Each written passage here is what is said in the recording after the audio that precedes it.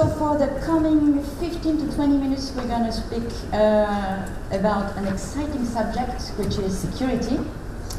So I'm going to go through algorithm, cryptographic, heavy brute force attacks, so we can really go in depth into security that we are going to encounter as security issues and challenges into the M2M. So to start with, and that's why we are all here today, it's obviously M2M connections. M2M is a massive opportunity for the coming years. Any single devices do benefit from having a connection, whatever is the connection, cellular, not cellular, and those businesses using those M2M technology does have a benefit on these type of devices, medical devices, cars, solar panels, track and trace with trucks and containers. All those devices does have connectivity, are exchanging data, but having huge opportunities, it comes with great responsibilities as well. And these kind of data, we have to make sure that while connecting those devices, we have to make sure that we can manage and protect and trust the data we are collecting, that the data that are collected does have the proper action, that goes to the right people. So it's really about trusting this environment, and security challenges are coming from that. We are manipulating and acting upon data we are receiving from everywhere in the city. So as I was saying, it's about trust. It's about having those tiny devices that does have low consumption, a small processing power. It's about managing access. It's as well devices that are in critical infrastructures. So really, security challenges are coming from this diversity of use cases. But what is security? What really are we speaking when we are speaking about security? Security is first identity and authentication, knowing that who is speaking to who and does have the right to speak to somebody else. Then the second element of security is integrity. Integrity of the data, integrity, being sure that the data you are collecting and you are sending are the right one, that has not been corrupted. And the third element of the security is encryption, being sure that the data has been kept confidential when going from point A to point B. So obviously, those concepts are well known by everybody. Traditionally, mobile network operators are using these three concepts to ensure the security of the network, having an identification with a SIM card, having authentications through algorithms that are into the SIM cards, but as well having integrity and confidentiality for all the network. And this security is used today for the network, for communication link, but also for personal devices, mobile handsets. In M2M, there are some elements we need to consider that are different from the traditional, I would say, communication and mobile industry. First of all, devices, most of them are unattended, lost in the countryside, hidden somewhere behind a tree, but that means that you've got a month, or a hacker may have a month to go there, to open the box, and get all the information he can have. So unattended devices bring additional requirements looking at security. And physical attack has to be taken into account, speaking about M2M. A second element is the interconnection. So today we've got devices that are connected point to point. Tomorrow they will be all interconnected together. So this, if we are putting ourselves in the scenario of 10, 50 billions of connected devices by 2020, we have to think about the scalability of the attack. It's not like hacking one single device, take a key, having a data which is, that you can make use of it. here we are thinking 50 billion devices. We are looking at scalability, and when you've got one vulnerability in one devices that you can correct one, it's the spread out of this vulnerability among all the devices interconnected.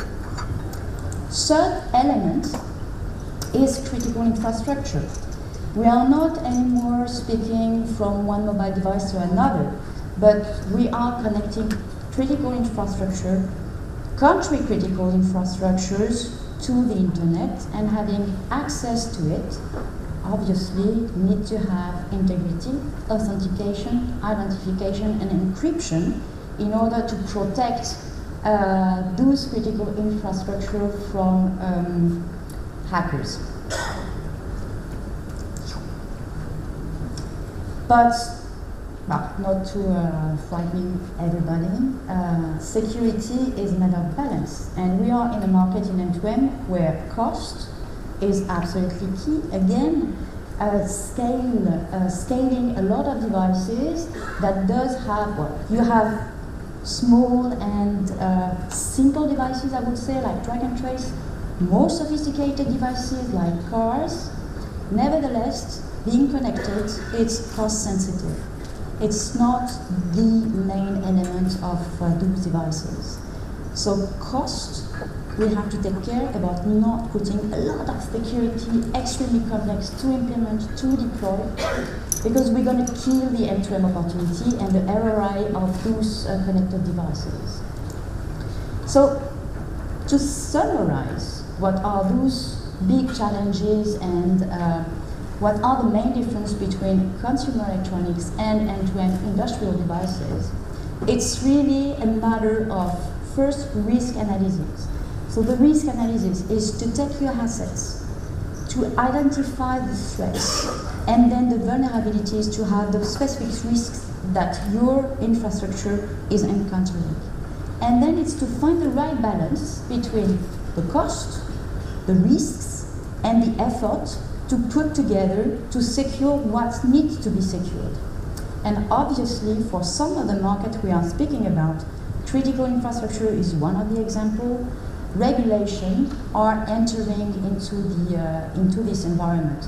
And regulation for different things. Regulation for protecting the citizens, so to protect and to guarantee the privacy of the data, give the freedom to citizens to choose if yes or no they want to disclose those particular data, but also regulations to work on both privacy and security of those infrastructures. So something which is absolutely sure, no doubt about that, everything that can be hacked will be hacked. And we have many examples. Every 2 weeks in the newspaper you can find a server that has been hacked. You can find all the malwares on Android platform. You've got a lot of malwares that have increased these 2 last years. In M2M, it's the same thing. You've got plenty of different devices that have been hacked through black hats or more gentle white hats. So it's industrial processes.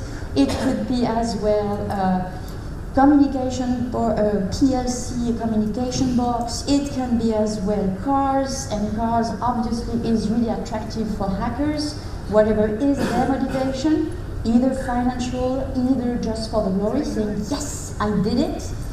But there is as well medical devices, which is more worrying as when wearing such devices.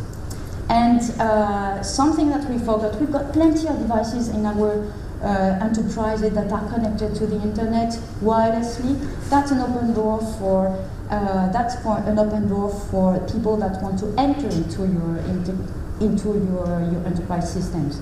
So it's not only having one device somewhere. It's one device which is interconnected with others that this chain bring the most challenge into end-to-end security. So,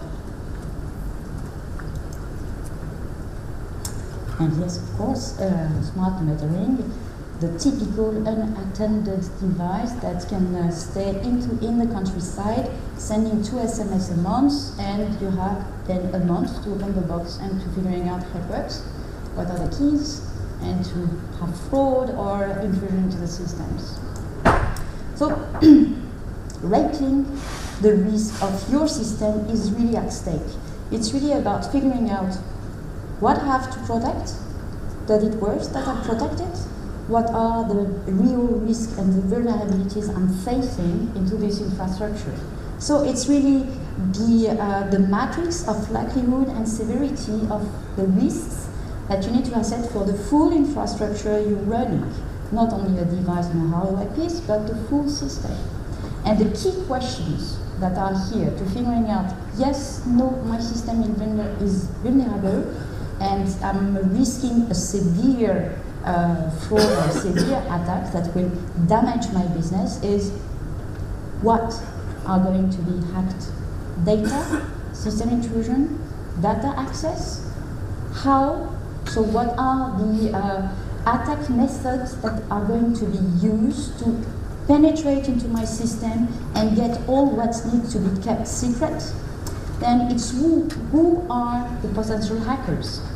Is it the users? Do we have to protect the users for their data, or do we have to protect us from the users? But hackers, gangsters, criminality, terrorism, there are many types of different people that could hack a system and can endanger you for business. So who is a key? Their motivation as well. The why is absolutely key into a risk analysis when you're rating your system.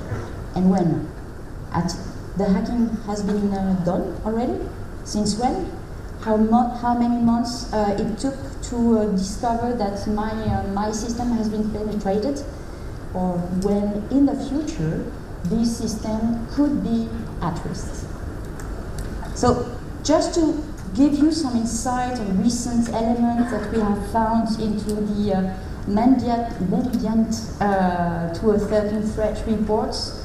Here, the top 3 type of industries that has been hacked or having a tentative of fraudulent usage are the critical infrastructure.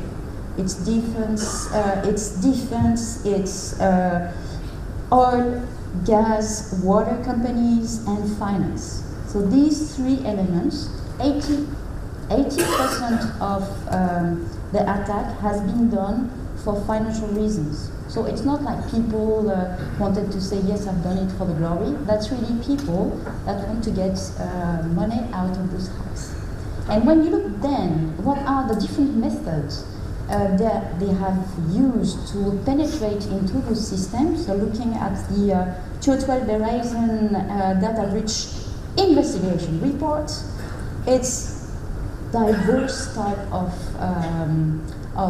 hacking system. You've got the first one is stolen identities, stolen credentials. So that means that those credentials has not been enough protected. And thanks to those type of credentials, they can get 80% of valuable records. Then you've got physical attacks. You've got malwares. So malwares, they are coming in the second position. And malwares are used as a backdoor to enter into a system and modify things. And for those organizations, criminal organizations, to get benefit out of it. They are not doing that anymore just for the glory. So after those scary images, just let's have a look at the automotive and the connected car. Connected car, as you all know, start with telematics, dealing with all the key engines, the brakes, the airbags, the pressure of the tires. So getting all those information and having and giving those information either to the automotive makers to have vehicle relationship management, to have remote diagnostic of the car, and to bring additional business model to the car maker, or insurance telematics. So that's pure telematics. And on the other side, connected car is also to enhance the user experience of the driver or the people inside the car. So it's having multimedia in it, infotainment, navigation system. You've got real-time information and transforming the car in a hotspot, a Wi-Fi hotspot. So you've got 2 different domains that are used for 2 different types of people. Telematics for enterprise, multimedia for end users. And of course, to enhance the experience, the end user experience, it's about giving the possibility to the end user to personalize their multimedia environment, to be able to download application on this open platform for multimedia. Not most of them, but a lot of them are based on Android. So having a car connected with Android multimedia capabilities looks like a giant mobile handset on Android, so we'll face exactly the same issues as smartphones, with malwares, with tentative to penetrate into the car and to damage or modify element into the core engine of the car. So you might have in different car makers different type of implementation, having a communication box dedicated for telematics, completely separated to a dedicated communication box for the multimedia. But if we take the example of, which is the case, having one single telecommunication box, which give all the communication links for the telematics parts, but which is renting, kind of, this communication channel to the multimedia part. The key questions and the key threat there, as I was saying, downloading a malware through a Wi-Fi hotspot or through seems to be a tiny, gentle application, but not lucky there is a Trojan horse in it. Thanks to those applications, they can really penetrate in that system and damage the safety of the car. And here we are speaking of safety of the car. And what is the main risk for car makers is massive attacks. It's not like somebody in his garage which is trying to connect everything and just to change the number of kilometers of the car or try to cheat when he wants to resell his car. No, here it's really the main risk is massive attack, replication of those attacks. If we look now at the smart energy, remote control and maintenance, we are speaking and dealing with critical infrastructure, and you found in all the press what's happening with cyber security, terrorism. So those infrastructure are really sensitive to a lot of different type of threats. As I was saying, it's intrusion into the system, fraud, of course, cyber terrorism, but also there is another part, it's for the end user. In smart metering, don't forget that at the end there is a human being that wants to have the choice and to engage, to say, yes, I want to disclose my data, no, I don't want to disclose my data, or yes, but only those ones. So it's about engaging and reassuring the end user that his data are going to be used as is supposed to be used. So what has been done on the market so far?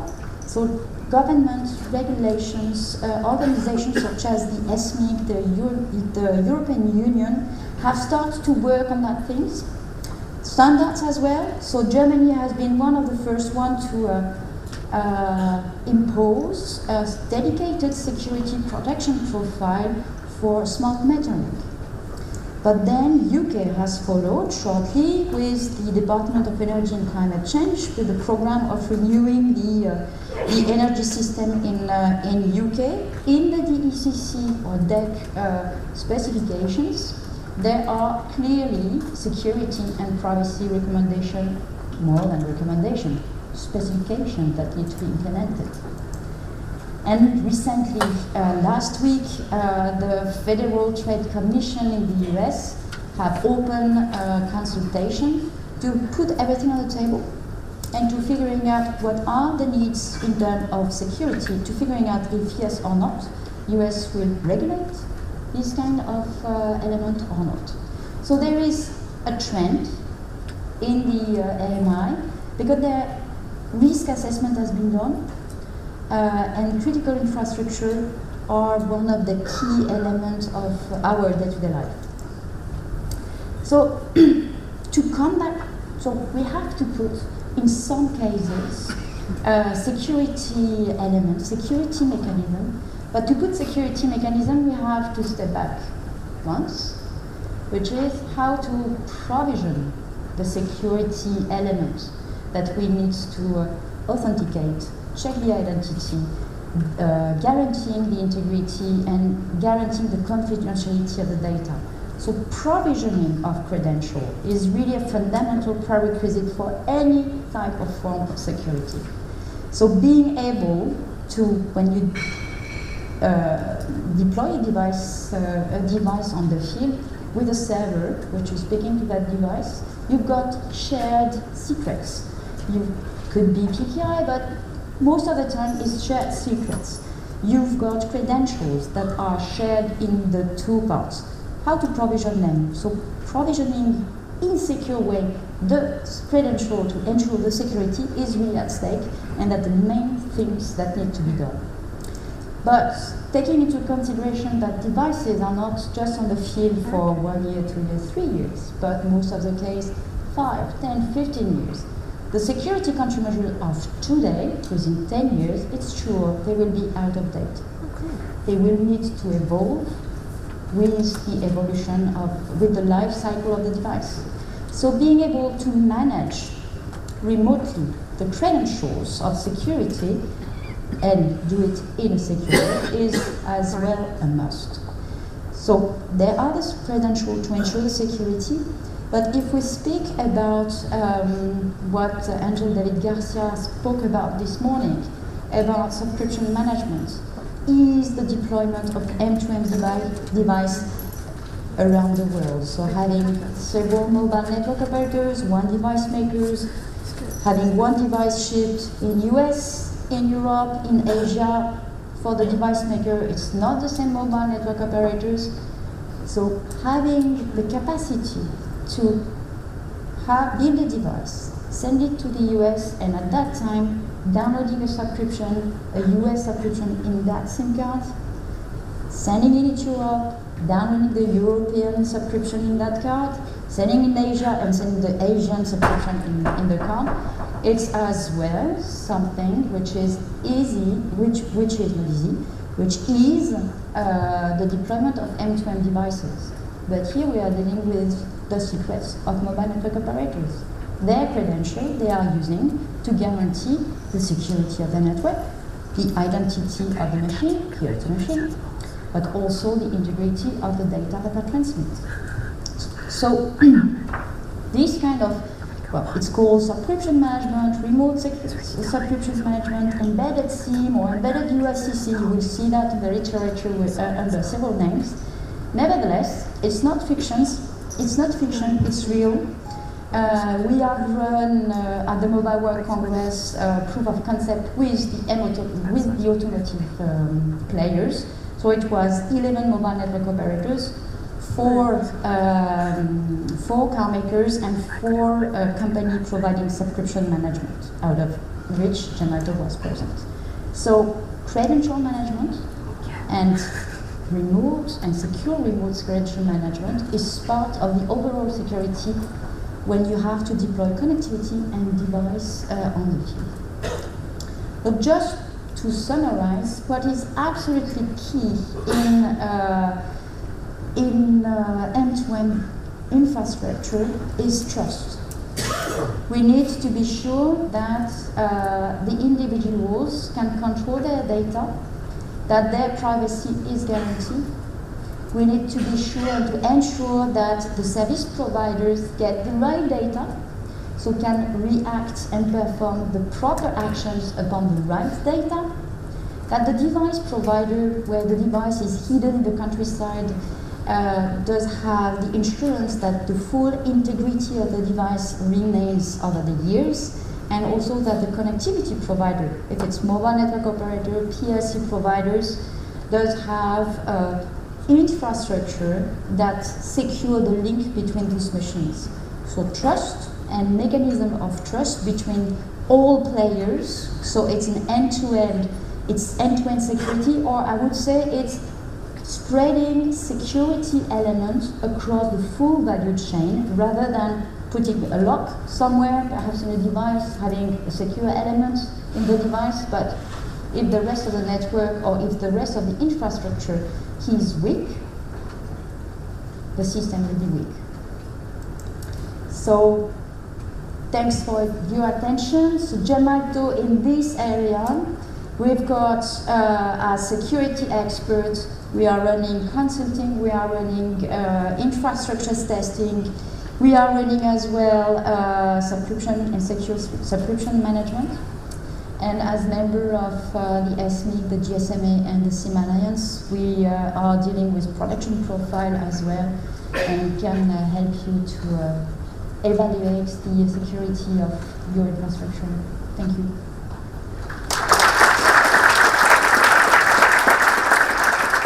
Thank you very much. That was Laetitia from Gemalto.